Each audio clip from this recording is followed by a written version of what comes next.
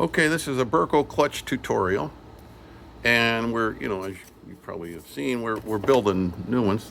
This is a new one waiting to go together, and here's an old one that it's still going together.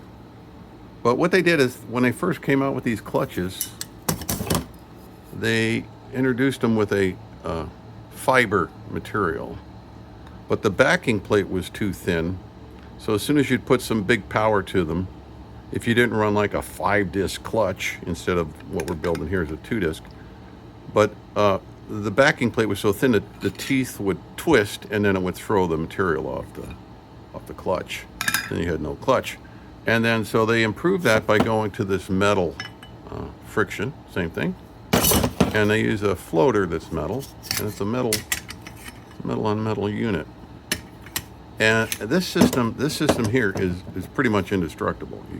This can take as much power as you want to put to it if you put together a 2-disc. And where before they had to run a 3 and a 4 and a 5-disc. So today, and we're lightening the clutch up at the same time by pulling the disc up.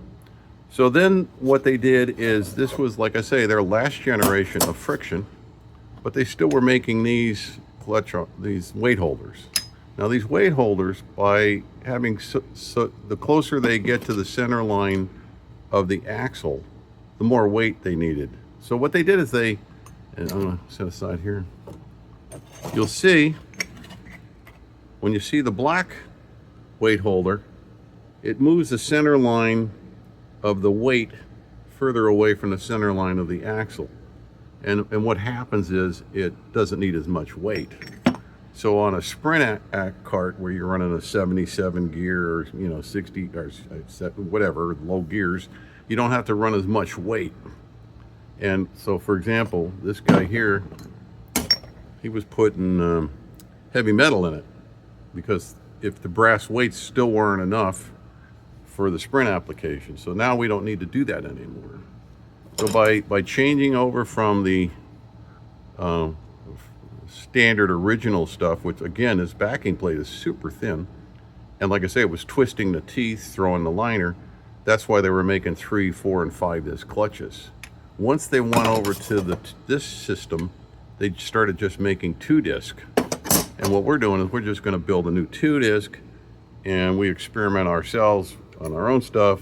This one has a metal brake shoe type clutch, just like the original ones, but it's a much better material. It's pretty sticky, so when it hits, it hits pretty good. And we've tested this at Newcastle. It survived the entire weekend, and with a heavy driver of 200 pounds or so on a single with a K30, it held up just fine.